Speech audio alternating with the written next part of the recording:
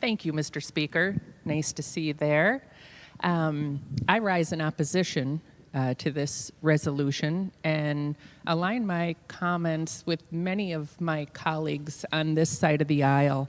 I'll say that, back in March of 2020, I wholeheartedly supported granting the governor his emergency powers. I think it was the right thing to do, and I think through the state of Connecticut has shown we've done a great job of managing through the pandemic. We've extended the governor's executive orders twice, and this third time, I think we can clearly say that we are not in an emergency.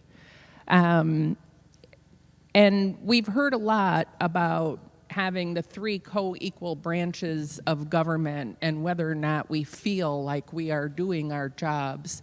But we can't govern based on what ifs. What if something happens? There's always a what if something is going to happen. And our three branches of government need to be able to work together. And should there be a situation where emergency authorization is needed, then we can revisit that. I found it interesting that in the governor's letter, he talked about point of his rationale for needing this emergency to continue is that to continue to increase our vaccination rates, the DPH wants to use the commuter parking lots, which according to current statute with DOT, that can only happen, I guess, if we changed the law, which could possibly happen, or the governor's executive authority. I'm a little bit puzzled why that is the solution to increasing vaccination rates, because everything that I have read and what I have found is that the biggest gap in vaccination rates are in our inner cities. So whether those individuals pass by every day commuter lots, and that will be a convenient way for them to get vaccines, more convenient than the local drugstores that offer them with no appointment and for free, I'm a little bit puzzled by that. In addition, for the mandate on masks, that's probably what I have heard most about.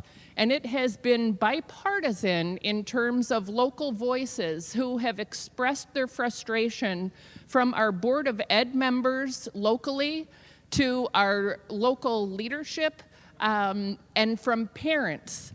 I was very proud on Monday to join about 250 citizens from across our state, many of which had never been to our state capitol before.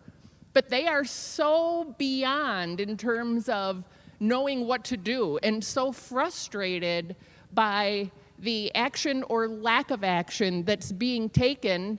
They took the time, made the effort, traveled to the Capitol to let their voice be heard. And I know it was said that, Republicans are seeking to create a controversy where one doesn't exist. Well, in my district, I can tell you, again, from the parents, from the local elected officials, they have had enough. And I think science-based decision-making is really important. And I do believe that for the mask mandates, those should be made at a local level in conjunction with the local health departments and based on CDC guidance. But if we even look at what we get reported from the governor's office, the most recent report we had for hospitalizations, and not to dismiss this, but it was 30. And now we're reporting on a weekly basis.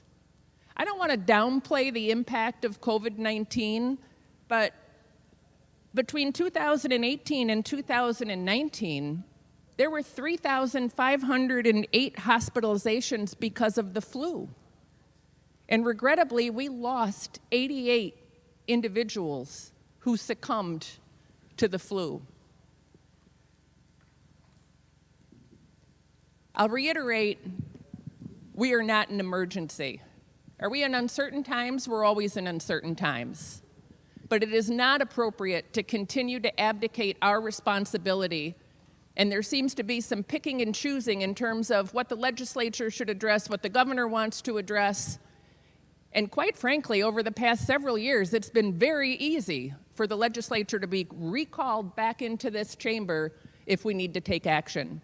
So I would encourage all of my colleagues on both sides of the aisle. I don't see this as a partisan issue. The voices in my district are not partisan, that we all stand and deny this ongoing power to the governor. Thank you.